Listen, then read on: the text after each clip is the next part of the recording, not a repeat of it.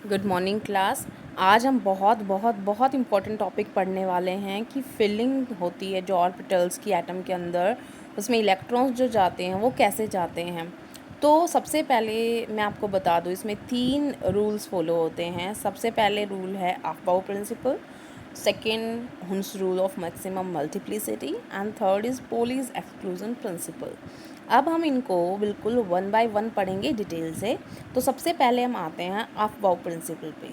Aufbau principal जो आप देख पा रहे हैं, इसका मतलब ये होता है कि जब भी फिलिंग होगी, इलेक्ट्रॉन्स जब किसी ऑर्बिटल्स में फिल किए जाएंगे तो वो इंक्रीजिंग ऑर्डर ऑफ एनर्जी के हिसाब से फिल करे जाएंगे। इसका मतलब सबसे पहले लोअर मोस्ट एनर्जी, फिर हाइयर और फिर हाइयर। अब आपको कैसे पता है कि किसकी एनर्जी ज़्यादा होगी किसकी कम होगी? इसके लिए आप एक रूल होता है जिसको हम कहते हैं N+L रूल।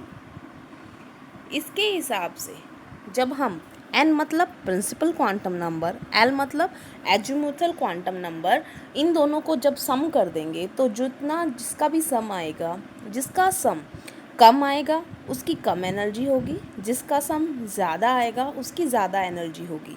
एक एग्जांपल करके देख लेते हैं। फॉर एग्जांपल, मैंने आपको एक ऑर्बिटल दिया 1s और एक ऑर्बिटल दिया 2s और आपसे पूछा है कि इन दोनों में से किसकी एनर्जी कम है।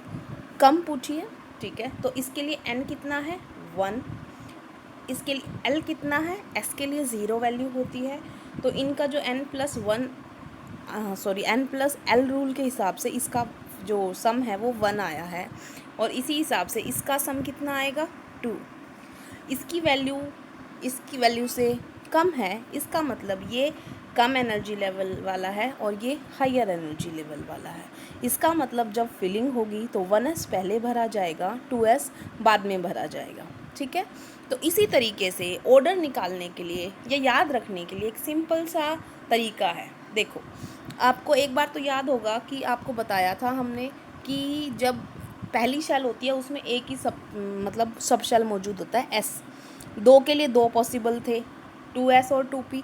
3 के लिए 3 थे, 4 के लिए 4 थे, 5 के लिए 5 होते हैं, 6 के लिए 6 होते हैं, ऐसे था ना ऐसे। तो 1 के लिए 1s है, वो हमने लिख लिया।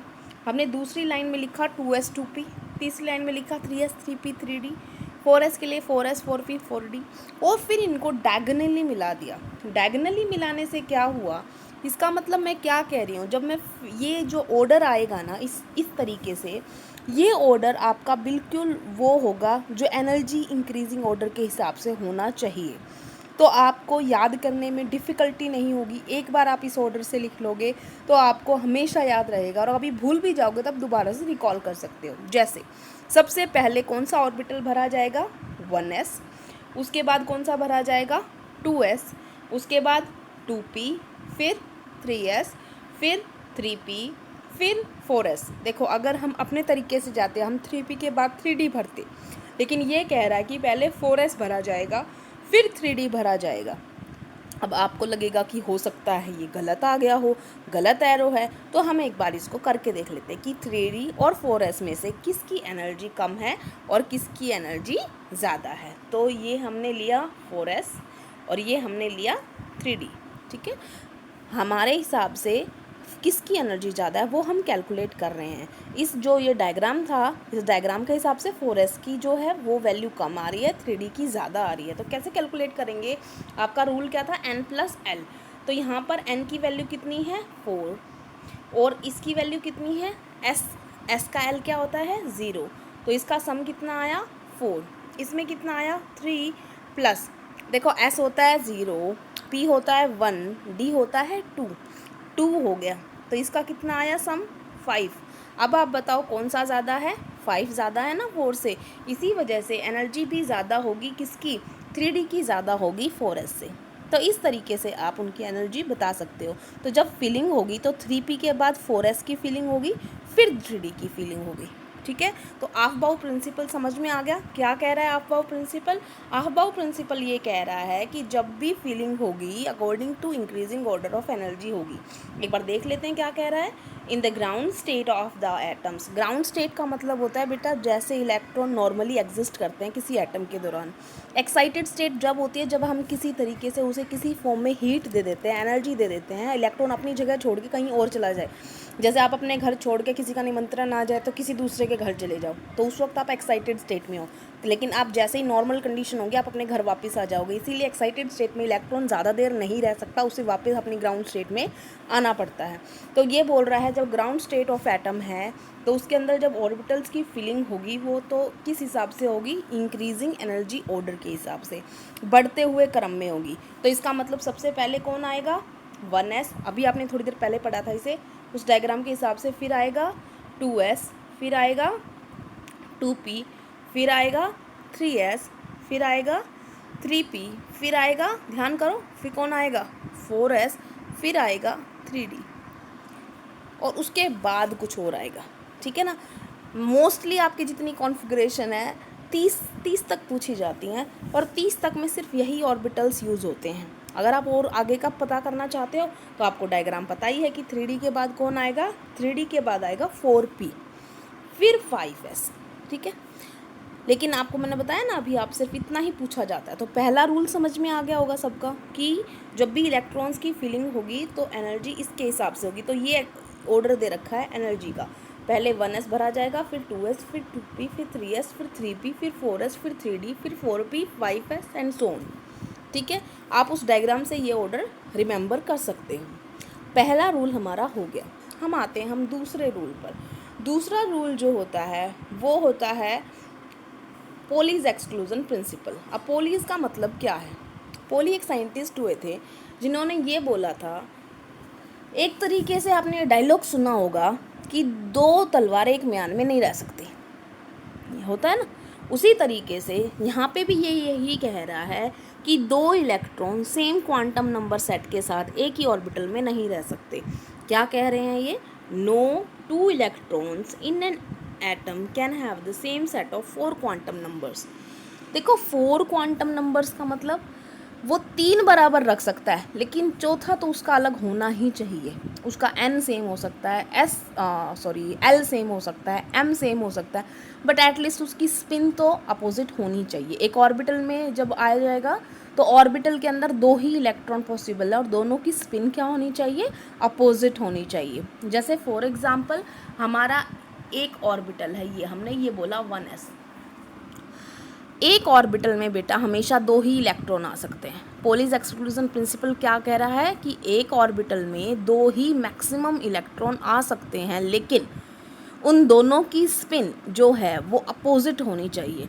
इसका मतलब 1s अगर मान लो मैं ये ऑर्बिटल बता रही हूँ आपको, मान लो मैंने इस तरीके से बताया, तो उसमें अगर एक एटम के अंदर एक इलेक्ट्रॉन की जो डायरेक्शन है स्पिन करने की, अगर वो क्लॉकवाइज है तो दूसरे की क्या होनी चाहिए, एंटी क्लॉकवाइज होनी चाहिए। इसका मतलब एक ही ऑर्बिटल में मैक्सिमम 2 इलेक्ट्रॉन रह सकते हैं और कंडीशन ये है कि दोनों की स्पिन जो है वो अपोजिट होनी चाहिए।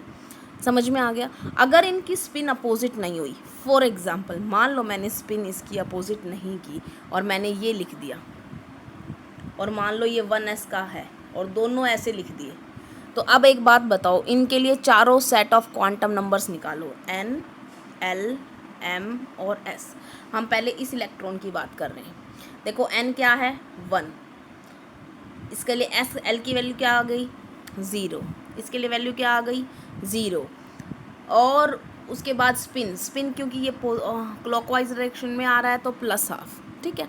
अगर मैं इस वाले की निकालूं तो इस वाले की लिखूंगी तो ये क्या आ गई, सेम आ गई, क्योंकि स्पिन की डायरेक्शन भी क्या है, सेम है। और मैंने अभी थोड़ी देर पहले आपको क्या कहा था कि एक कोई भी एटम है उसके अंदर जितने भी इलेक्ट्रॉन्स होंगे उनके 4 सेट क्वांटम नंबर से किसी के मैच नहीं कर सकते। तो इसका मतलब इसको क्या ही होना चाहिए, इसको होना चाहिए क्या, इसको अपोजिट में होना चाहिए। ठीक है, इसको अपोजिट डायरेक्शन में होना चाहिए था। तो अपोजिट में मतलब डाउनवर्ड डायरेक्शन में। ठीक है, तो ये हो गया हमारा डाउनवर्ड डायरेक्शन। अब ये ठीक है। अब ये ठीक कैसे हो गया? क्योंकि अब ये प्लस हाफ नहीं रहा, अब ये जो डायरेक्शन थी ये एंटी क्लॉकवाइज आ गई, और इसमें क्या हो गया, ये आ गई माइनस हाफ। तो अब देखो इसके क्वांटम नंबर, n सेम है, l सेम है, m सेम है, 3 सेट क्वांटम नंबर्स के सेम है, लेकिन चौथा क्या हो गया, डिफरेंट हो गया। तो दोनों चीज़ों से आप इसको डिफाइन कर सकते हो। एक तो ये कह सकते हो कि कोई भी 2 इलेक्ट्रॉन एक एटम के अंदर same set of 4 quantum numbers नहीं रख सकते, या आप दूसरा ये कह सकते हो कि एक ऑर्बिटल में मैक्सिमम 2 इलेक्ट्रॉन आ सकते हैं और दोनों की स्पिन जो होनी चाहिए वो अपोजिटली होनी चाहिए। ठीक है, अब इसका नाम से तुम इस चीज़ को याद रख सकते हो कि क्या, कि पोली ने क्या बोला कि एक्सक्लूजन प्रिंसिपल है, कि एक ऑर्बिटल में एक सेट ऑफ क्वांटम नंबर से अगर कोई बैठा है तो दूसरा उसी से नहीं आ सकता, एक्सक्लूड कर देंगे हम, उसको बाहर निकाल देंगे। तो उसको अगर उस ऑर्बिटल में आना है तो उसको अपना सेट ऑफ क्वांटम नंबर एक कम से कम चेंज करके आना पड़ेगा, तो वो आ सकता है। ठीक है, तो ये क्या आ गया, ये हमने ये बता दिया कि एक s ऑर्बिटल में 2 इलेक्ट्रॉन आ सकते हैं। तो p में कितने आएंगे, p में कितने होते हैं, p सब शेल के अंदर 3 ऑर्बिटल होते हैं, -1 0 +1 3 ऑर्बिटल होते हैं ना, px py pz। तो उनके अंदर कितने इलेक्ट्रॉन हो गए टोटल, p सब शेल के अंदर कितने आएंगे, 6, है ना। तो इस तरीके से हम बना सकते हैं। मान लो s के लिए, मान लो मैंने ये एक डिब्बा बनाया था, तो इसमें कितने इलेक्ट्रॉन आए थे, 2। तो इसका मतलब s में अगर 2 आते हैं तो p सब शेल में कितने डिब्बे बनेंगे, 3। तो कितने आएंगे, 3 दूनी 6। इसी तरीके से आपसे कोई पूछे d में, d सब शेल भरेगा कब, d सब शेल में कितने होते हैं, d सब शेल में होते हैं 5 ऑर्बिटल। कैसे, d की वैल्यू होती है 2, l = 2, एजीमुथल क्वांटम नंबर की वैल्यू होती है 2, तो -2 -1 0 +1 +2। और अगर आपको ये ध्यान नहीं हो, अगर आपको ऑर्बिटल्स याद हो तो dxy dyz dxz dx² -y² and dz², ये 5 ऑर्बिटल्स हैं। इन पांचों ऑर्बिटल्स के अंदर तो 2 इलेक्ट्रॉन अगर इसमें आए तो टोटल कितने हो गए, 5 दूनी 10। तो इसी तरीके से आप बता सकते हो f में कितने आएंगे, 1 2 3 4 5, ये हो गए इसके अंदर 7 ऑर्बिटल, 1 2 3 4 5 6 7 ऑर्बिटल हैं, क्योंकि f की वैल्यू हो जाएगी 3। तो -3 -2 -1 0 +1 +2 +3, 7 वैल्यू आ गई। 7 के हिसाब से कितने ऑर्बिटल पॉसिबल, 7, और एक ऑर्बिटल में कितने, 2, तो 7 दूनी 14 इलेक्ट्रॉन। इसका मतलब s जो होता है वो भरता है 2 इलेक्ट्रॉन में, p भरता है 6 इलेक्ट्रॉन में, d भरता है 10 इलेक्ट्रॉन में, और f भरता है 14 इलेक्ट्रॉन में। याद रह जाएगा। ठीक है, नेक्स्ट रूल पे आते हैं। क्या कह रहे हैं next rule, Hund's rule of maximum multiplicity. इस बात को आपको समझना पड़ेगा जब तब आपको ये पता हो डीजनरेट ऑर्बिटल्स कौन से होते हैं। देखो s में तो एक ही ऑर्बिटल है, तो उसमें तो डीजनरेट का मतलब ही नहीं है। डीजनरेट है जब मैंने एक साथ 3 डिब्बे या 5 डिब्बे या 7 डिब्बे ऑर्बिटल्स के दिखाए थे आपको बना के अभी थोड़ी देर पहले, तो उन सब की इक्वल एनर्जी थी। तो इसका मतलब those orbitals which have the same energy are called degenerate orbitals. तो जब डीजनरेट ऑर्बिटल्स की फिलिंग होती है तो क्योंकि उनकी सबकी एनर्जी बराबर है, तो ऐसा नहीं होगा कि जैसे मान लो मेरे को ये भरना है, p वाला भरना है, तो वो हुन्स रूल ये कह रहा है कि जब इलेक्ट्रॉन आएंगे तो फीलिंग ऐसे होगी, जैसे मान लो मैं एक इलेक्ट्रॉन बढ़ा रही हूँ कि एक इलेक्ट्रॉन आया तो यहाँ पर आ गया, ठीक है, तो दूसरा इलेक्ट्रॉन अगले वाले को मिल जाएगा, तीसरा इलेक्ट्रॉन अगले वाले को मिल जाएगा। और अगर आपने ध्यान किया हो मैंने सबकी स्पिन सेम रखी है, तो इसका मतलब जब वो फिलिंग होगी तो पहले सेम स्पिन में एक एक ऑर्बिटल में हो जाएगा, और पेयरिंग तभी स्टार्ट होगी जब ये सिंगली हाफ फिल्ड हो जाएगा। इसका मतलब क्या बोला मैंने कि जो पेयरिंग है, पेयरिंग मतलब दूसरा इलेक्ट्रॉन जो ऑर्बिटल में आएगा वो तभी आएगा जब सारा जो सब शेल है वो सिंगल ऑक्यूपाइड हो जाए, हाफ और हाफ सब में आ जाए। इसका मतलब एक इलेक्ट्रॉन इसमें आ गया, एक इसमें, एक इसमें, सब हो गए ना, हाफ फिल्ड हो गए। अब पेयरिंग शुरू होगी, तो पेयरिंग होगी तो हम उल्टी डायरेक्शन में करते हैं, ये पेयरिंग हो जाएगी। समझ में आ गया। तो एक तरीके से क्या कह रहा है Hund's rule of maximum multiplicity. देखो मल्टीप्लिसिटी का मतलब तुम ये लगा लो डीजनरेट ऑर्बिटल जिनमें मल्टीपल ऑर्बिटल है ना, एक में इस एक सबशेल में 3 ऑर्बिटल हैं, डी वाले में 5 मिलेंगे, एफ वाले में 7 मिलेंगे। तो जो ये मल्टीप्लिसिटी है ऑर्बिटल्स की ज़्यादा हैं, डीजनरेट ऑर्बिटल्स हैं, इनकी एनर्जी सबकी सेम है। तो जब पेयरिंग शुरू होगी तो तभी शुरू होगी जब ये हाफ फिल्ड हो जाएंगे, नहीं तो पेयरिंग शुरू नहीं होगी। ठीक है, तो इसका एक अगर इन्होंने कोई उदाहरण दे रखा हो तो नहीं, कोई बात नहीं, इसकी हम स्टेटमेंट पढ़ लेते हैं। स्टेटमेंट में वो क्या कह रहा है, स्टेटमेंट में ये कह रहा है कि it state that pairing of electrons in the orbitals belonging to the same subshell p, d और एफ। इसने एस इसलिए नहीं लिया क्योंकि एस के अंदर डीजनरेट ऑर्बिटल्स नहीं होते।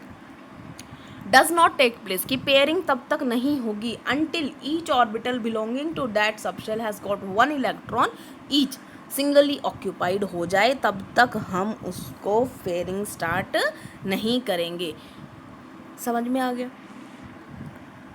ये जो तीनों रूल्स हैं ये बहुत बहुत बहुत इम्पोर्टेंट हैं। ये इलेक्ट्रॉनिक कॉन्फ़िगरेशन जो हम लिखेंगे उनके लिए इस्तेमाल होते हैं। तो अब इलेक्ट्रॉनिक कॉन्फ़िगरेशन क्योंकि आपको रूल्स पता हो गए हैं, तो हम शुरुआत के 5-6 एलिमेंट्स की इलेक्ट्रॉनिक कॉन्फ़िगरेशन लिख लेते हैं। फॉर एग्ज़ाम्पल, आपको पता है हाइड्रोजन का एटॉमिक नंबर कितना होता है, 1। और आपको ये भी पता है कि एटॉमिक नंबर जितना होता है नंबर ऑफ़ इलेक्ट्रॉन्स भी उतने ही होते हैं। तो इसका मतलब इसके अंदर एक ही इलेक्ट्रॉन है। तो इसकी इलेक्ट्रॉनिक कॉन्फ़िगरेशन अगर हम लिख रहे हैं,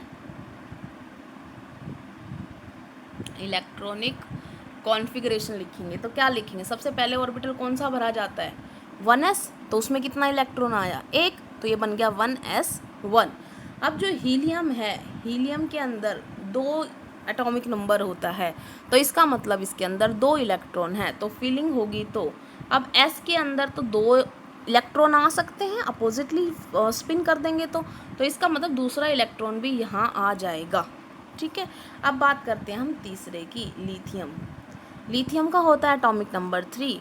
तो देखो 1s2, s में 2 ही इलेक्ट्रॉन आ सकते थे, वो तो भर गया। तो भर गया तो अगले वाले शेल पे जाएगा। ठीक है ना, अगले वाला शेल हमारा शुरू हो गया कौन सा, 2। तो 2s भरा जाता है पहले, और उसमें सिर्फ 1 इलेक्ट्रॉन बचा है क्योंकि 2 और 1 3, तो 2 तो उसमें जा चुके, 1 इलेक्ट्रॉन इसमें आ जाएगा। ठीक है, समझ में आ गया? हम 10 तक इनको कर लेते हैं, नेक्स्ट कुछ कल और डिटेल में करेंगे। तो इतना समझ में आ गया। उसके बाद आते हैं हम बरीलियम पे। तो बरीलियम हमने लिया, बरीलियम का कितना होता है बेटा, बरीलियम होता है 4। तो ये कितना हो जाएगा 1s2, और क्योंकि इसके अंदर 1 इलेक्ट्रॉन और आ सकता है तो ये हो जाएगा 2s2। तो बरीलियम के अंदर दोनों सबशेल जो हो गए इसके, ये दोनों भरे हुए हैं। ठीक है, अब आते हैं हम बोरोन पे। बोरोन होता है 5 इलेक्ट्रॉनिक, जो इसका कॉन्फ़िगरेशन होगा 5 इलेक्ट्रॉन्स के लिए लिखना है आपने। तो 1s तो पूरा भरा हुआ है, 1s2, 2s2, अब ये तो भर गया। अब इससे नेक्स्ट देखो कौन था, इससे नेक्स्ट कौन था, 2p। तो 2p भरा जाएगा। और अब कितने इलेक्ट्रॉन डालने इसमें, क्योंकि 5 इलेक्ट्रॉन थे, 4 जा चुके, तो सिर्फ 1 इलेक्ट्रॉन बचा इसमें। ठीक है, इसके बाद कार्बन 6। अगर मैं इसको इस तरीके से लिखने की बजाय आपको ऐसे लिख के दिखाऊं, वो मैं इसलिए लिख के दिखा रही हूँ ताकि आपका हुंस रूल आपको समझ में आ जाए।